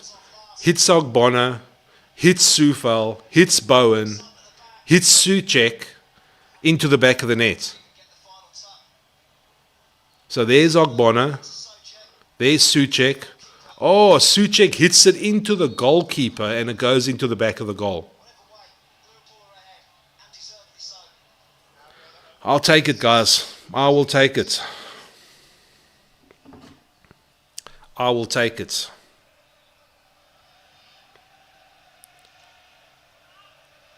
You seem to be a good luck omen, Black Dragon Ninja. You must hang around. We need as many good luck charms as we can at the moment. But to answer your question, look, Alonso can do it again, but I think it's going to be a lot harder doing it in the second season. Klopp even found when he was at Borussia Dortmund, even those great Borussia Dortmund teams that he had back in the day, think about how many players Bayern Munich bought off them. It's going to happen to Leverkusen in the summer as well. So if Alonso does it again, he's going to have to do it with a few new players as well. But fair enough to him. He wants to stick it out. He wants to complete his project there. He has West Ham in the box again. Shot from Kudus, but it's straight at Alisson.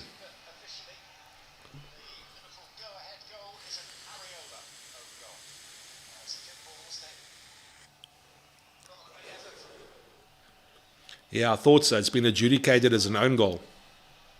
An Areola own goal. So it comes from Souček clearing off the line into the back of Areola, bouncing into the back of the net. Liverpool, West Ham are going to have to play a bit more now, which could potentially open things up for Liverpool.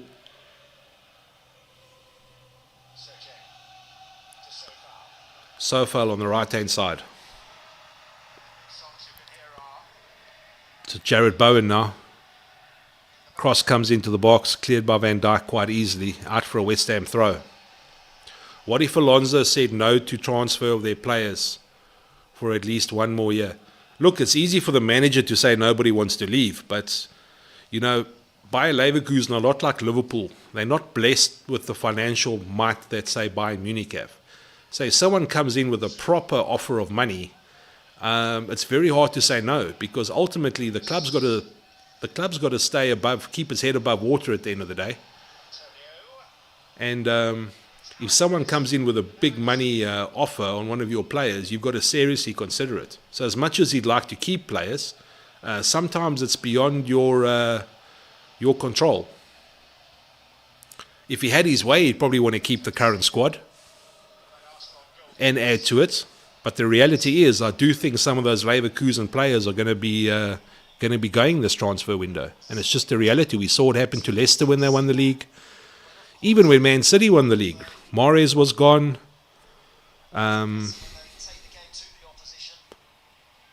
Gundogan went. Cancelo went. So it can happen to the best of teams. So, but whether he can do it, yeah, I'm sure he can. My point is, it's going to be a lot difficult doing it second time around. It's going to be a lot more difficult. Liverpool playing out from the back here, Van Dijk in possession. West Ham pushing up much higher now than they were previously. Gravenberch plays a lovely ball forward. Diaz is going to get onto the end of this. He shoots straight at Areola. At least he hit the target. Very tight angle, but he did hit the target. Good save by Areola. Again, it's a ball by Gakpo, I think. Yes. Good ball forward. Very difficult angle. But again, he hits it with his right foot. Flicking to the box. McAllister gets on the end of it, but it's straight into Areola's hands. Guys, everyone in the Watchalong, welcome. It's awesome having you here. It's even better now that Liverpool have taken the lead. Do me a favor, if you haven't hit that subscribe button, please do me a favor. It doesn't cost you anything. We just do it for the love of football and for the love of Liverpool. Liverpool back in possession again with Van Dijk. Excuse me. West Ham come away with the ball here. Paquetá to Kudos. Oh, is that a handball? No, it's not. West Ham in possession, but they got it down their back line at the moment.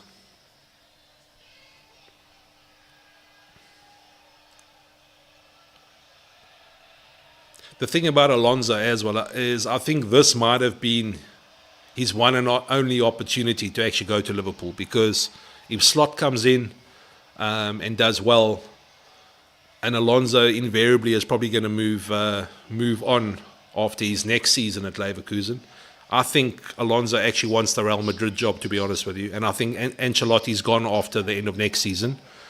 So being a Spanish player and manager himself, there's no bigger job for you as a young manager than getting the opportunity to go to Real Madrid. So he has Kudos on the break at the moment. Kwanzaa stuck to him very well, dispossesses him, and Harvey Elliott comes away with the ball. Oh, Gravenberch turns right into trouble, but it's cleaned up by Van Dijk. Robertson in possession. The switch to Gakpo on the other side. Gakpo cuts in field. Still in possession. Robertson's free on the left, but he goes back to Van Dijk. Would you take Kudos at Liverpool?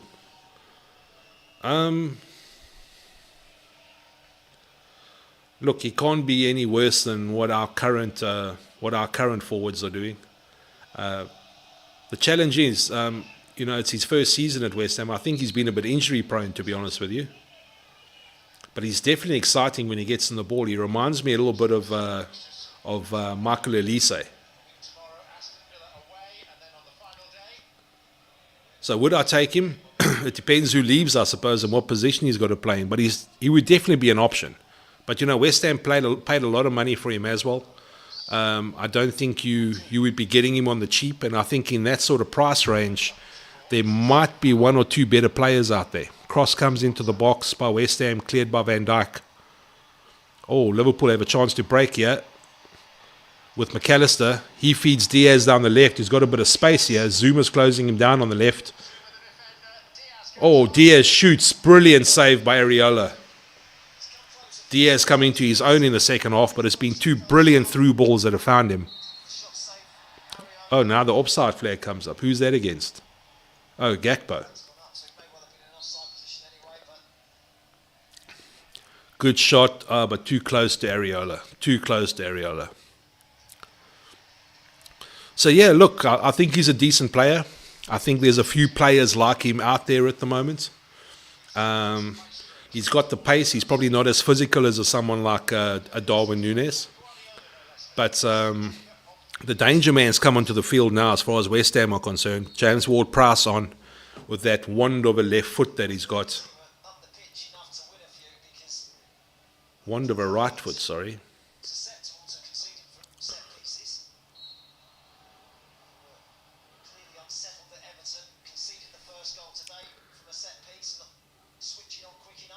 Joe Gomez and Mohamed Salah stripping off, and Darwin Núñez. So things are about to get interesting. Yeah, look, I think there will be a bit of player movement in Liverpool in this off season, or potentially in January maybe. Oh, here comes Diaz again. He's done very well. He's into the penalty area now. Feeds it to Robertson. Oh, Robertson hits it straight at the keeper.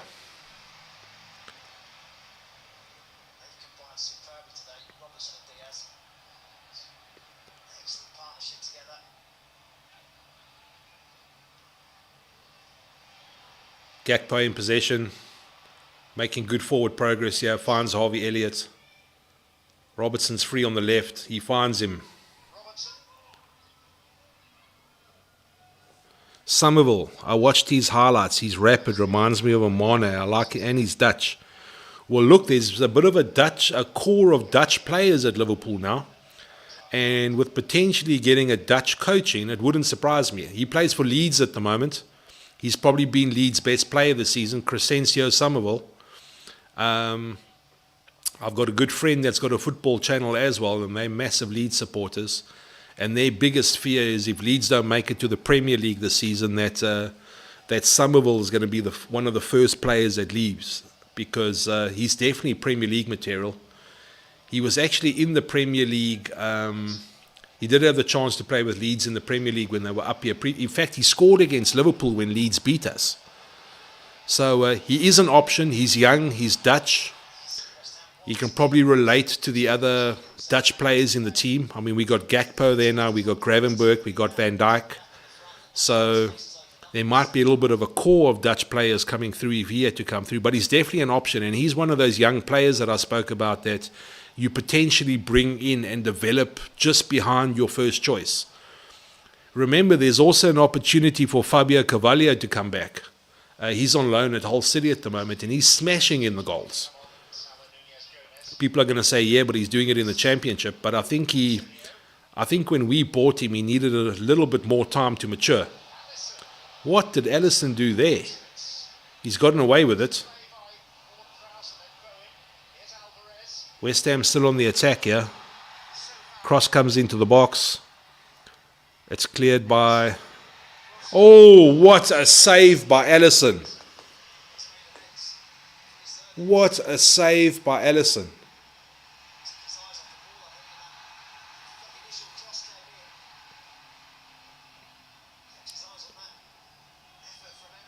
Again, it's a ball into the box that wasn't cleared properly by a Liverpool player, fell to the edge of the area, was smashed by Antonio, I think. And Alisson pulled off a screamer. Here comes Bowen on the right. Fuck, there we go. There we go. As simple as you like. Jared Bowen strolls into the box, puts in a cross. Antonio, completely unmarked, puts the ball into the back of the net. 2-2. Bloody hell.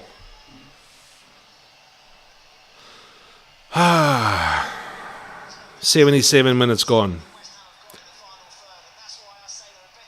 He gave a warning a minute before this. He gave a warning Nobody listened to the fucking warning.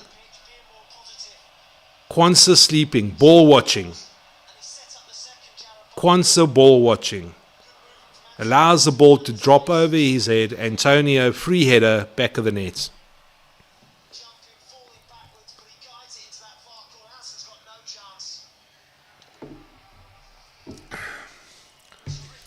We need to pull something out of the hat here if we want anything from this season.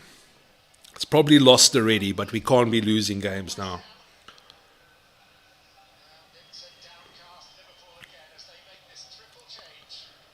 Triple change for Liverpool. Luis Diaz, Endo and Alexander-Arnold coming off. Nunez, Salah and I think it's Joe Gomez coming on, yes. So all out attack from Liverpool now. We need to win this game. It's 2-2.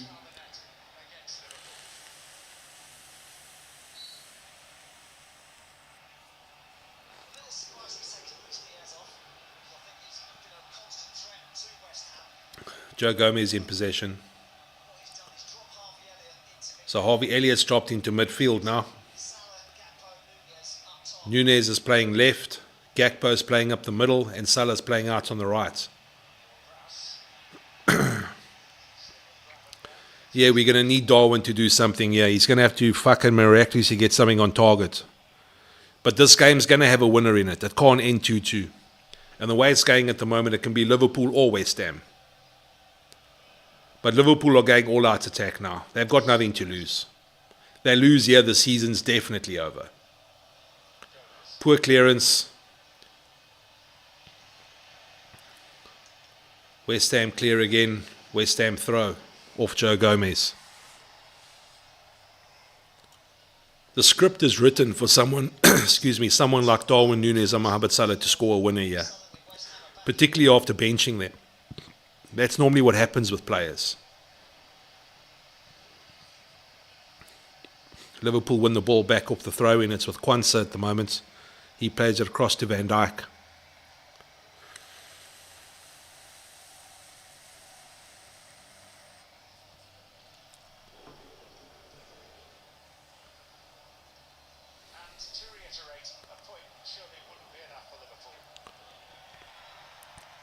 It's Gravenberch on the left at the moment. He feeds it back to Robertson, gives it to McAllister. Into the box. Can Robertson get the ball across? No, it's Liverpool corner. Alvarez has gone down, yeah? He got the block in. Liverpool corner. We've got some more height in the box now. Come Darwin. Come Salah. Come Gakpo. Fuck it, anyone. I don't mind another pinball goal as long as it's a goal. Andy Robertson with the corner. In it comes. Decent corner. Cleared by West Ham. Back in from Harvey Elliott. It's going to come to Gravenberch out on the right. Can he get a ball into the box? Cross comes in. Cleared by West Ham again. It's going to come out to Andy Robertson. He plays it back to McAllister. Cross to Joe Gomez. Oh, Gravenberch does well on the right. Oh, his ball inside just too long for Salah. West Ham hoof it forward. Gomez does very well to keep possession. Liverpool throw. –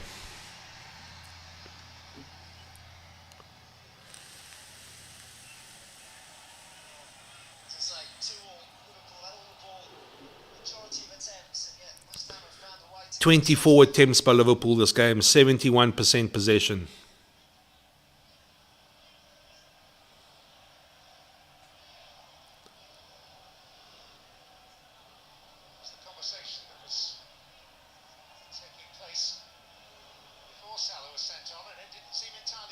Salah and Klopp were actually having a bit of a, looked like an argument just before he came on.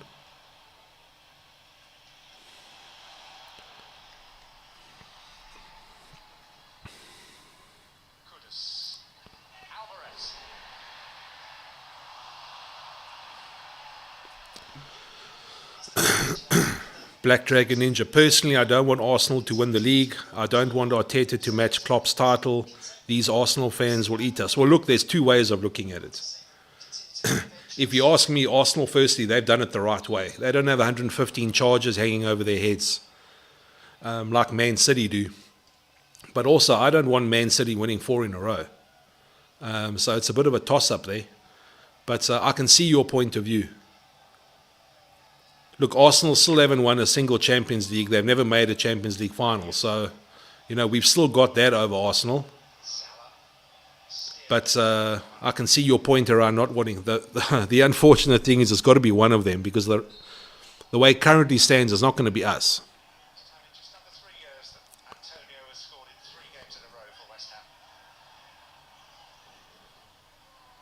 One back, well by McAllister in midfield. Oh, it's fallen to Salah. Salah crosses. Did he miss it? Or was it saved? Don't tell me it was fucking Darwin Núñez again. Okay. The defender got just ahead of Núñez. Man, I thought he fluffed his lines again. He had an open goal in front of him, but Soufal got in just in front of him. That should be a Liverpool corner. Why is it a goal kick? Soufal got ahead of him. How is that a goal kick?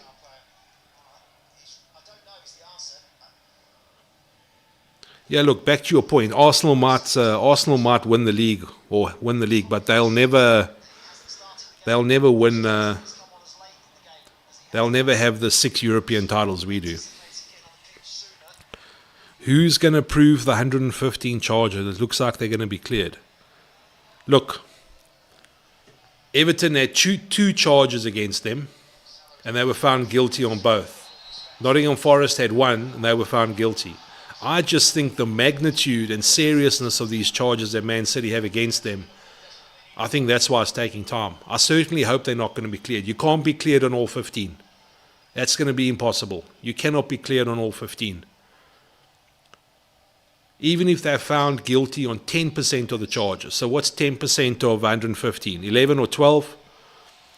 Everton got 6 and 4-point deductions for 1 infringement. The other question you need to ask yourself is, if they are found guilty on some of those charges, what happens to those leagues that they won in those years?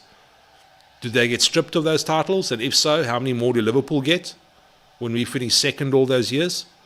Anyway, Liverpool have a corner. Robertson taking from the opposite side this time, so it's going to be an in-swinger.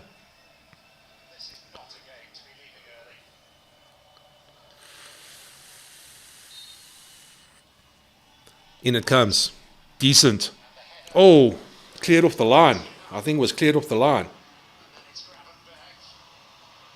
Bit of ping-pong. Areola comes up with the ball.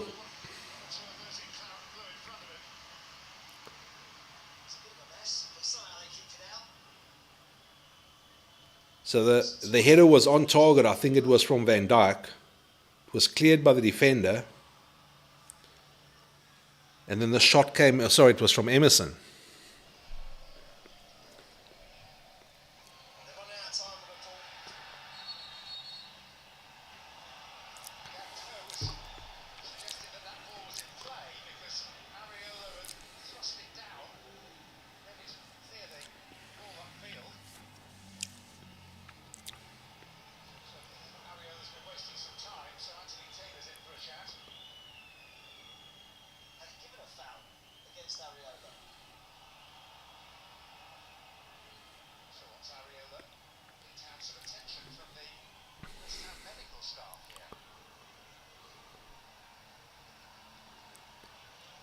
What's going on here?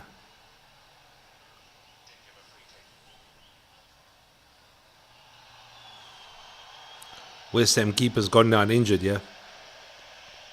So what happened is he threw the ball down and then bent down to pull up his socks, and Cody Gakpo thought the ball was actually in play.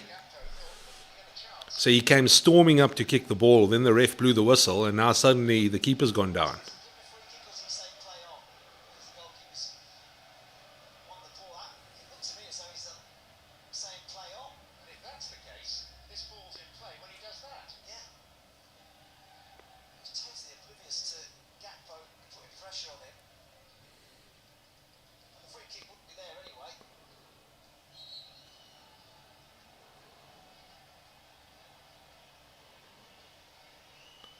I think the keeper's gotten away with one, yeah? That ball was actually in play.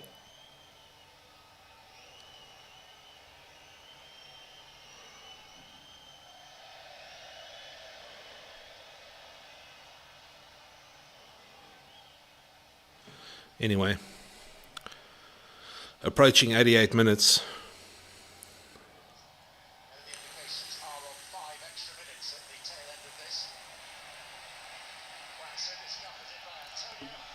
West Ham corner.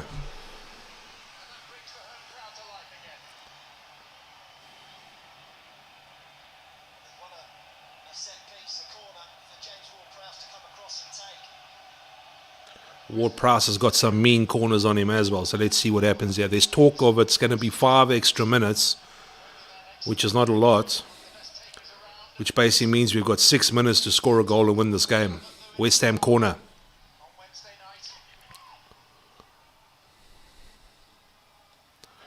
In it comes. Allison punches it out. It's fallen to Salah. Can he break? Can he break? Yes, here he comes. Here he comes. Salah. Salah. Oh, it's played behind Nunes, but he gets back to collect the ball. Now it's with Harvey Elliott. Elliott shoots, and it hits the crossbar. From a long way out, he shoots and it skims the crossbar. Oh, good shot. Keeper was getting nowhere near it. Dips just a bit too late. Clips the crossbar. Salah did well there. Szoboszlai looks like he's going to come on now, so it's going to be all-out attack. All-out attack for Liverpool. 5 minutes to go. They haven't given extra time yet, but I heard it might be 5.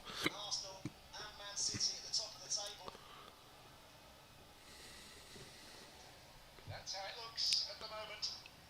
It's those games in hand for City and Arsenal. Probability turn out to be damaging for Liverpool. The best goal difference as well. Makes it even more difficult. Liverpool have got possession back here in midfield. Van Dijk's in possession at the moment. Elliott finds Salah on the right. He plays it back to Elliott. Elliott finds Salah again. Salah gives it to Gomez. Can he get a... Yes, he can, but it's cleared by the Liverpool defense. It comes out to Gravenberch, falls to Salah on the edge of the box. What's he going to do? Still in possession. Gives it to Harvey Elliott. Still in the penalty area. Flicked by McAllister to the back post, and it's gone out for a Liverpool corner. Come, guys, here's our chance. Szoboszlai is coming on now. Who's coming off? Gravenberch is coming off.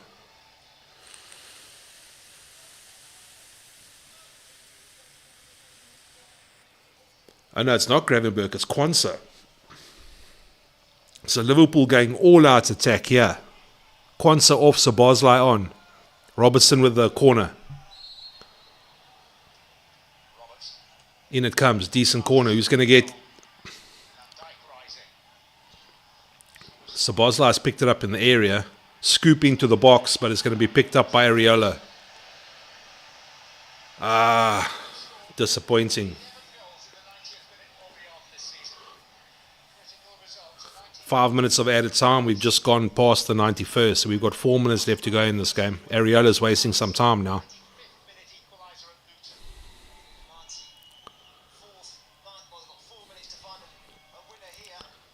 It's picked up by McAllister in midfield from the throw out.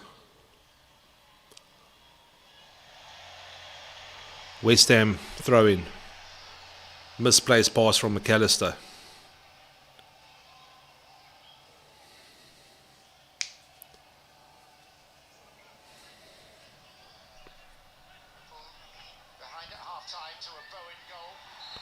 Oh, now it's free kick to Liverpool. Foul on Antonio. Playing it at the wrong side of the field if we want to win this game. They're going to take their time over this free kick as well.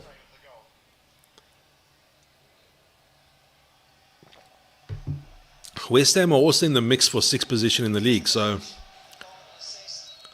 they're going to want to go for the win here as well. Ward-Prowse over the ball. Looks like it's going to be an in-swinger. In it comes. It's cleared by McAllister. Falls to Kudus on the edge of the area. He's got Harvey Elliott for company. It's going to be a Liverpool throw.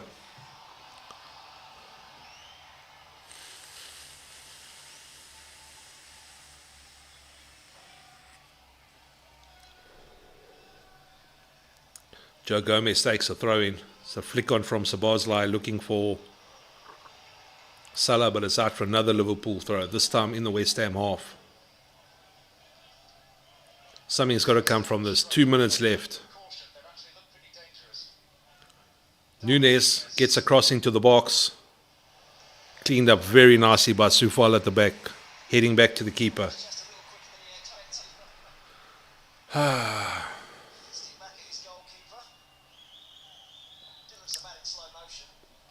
Keeper goes long from the kickoff. West Ham boot it downfield. Van Dijk should have this.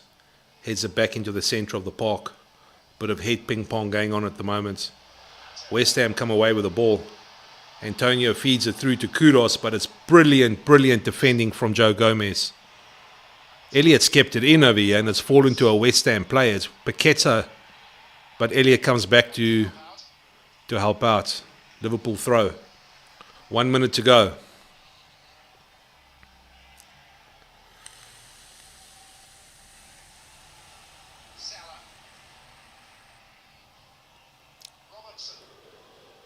Gakpo on the left, Liverpool on the attack. Gakpo cuts inside. Plays a ball to the far post, but it's cleared quite easily by West Ham. It's come out to McAllister, feeds Harvey Elliott, back to McAllister. To Elliott, to Szoboszlai on the right now. Can he get a ball into the box? Oh, McAllister miscontrols and it's fallen to Bowen now, who's got acres of space to run into. And McAllister fouls him in midfield, and that's probably the end of the game for Liverpool. Yellow card, McAllister.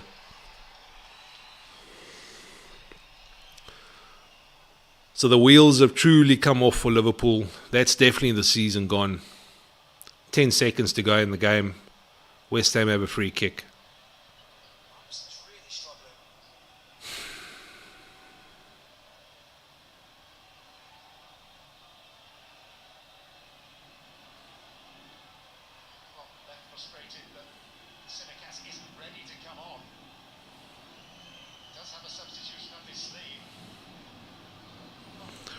Ward Price is going to take this free kick. We're now into extra time of extra time. Extra time of added time. Oh, Antonio gets a shot on goal. But that's the game.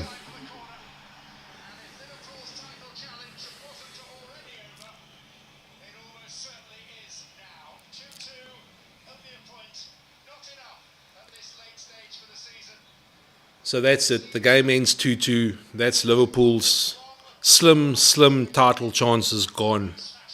Absolutely gone. Klopp's farewell is fizzling out.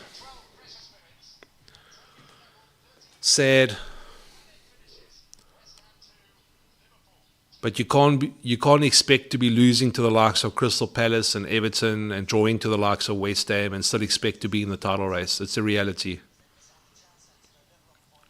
We had our chances this season, but 27 points from losing positions, sooner or later was going to catch up with you. Sooner or later was going to catch up, and it's caught up with us now in the last few weeks. So Liverpool get a point out of the game. We needed all three.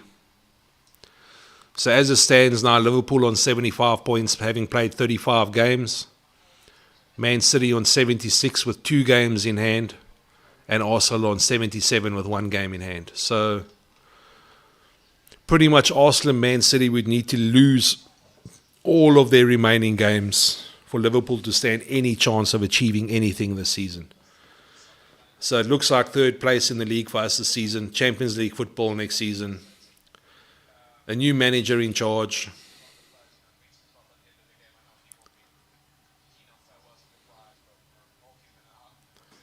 But yeah, that's not the way we wanted today to end.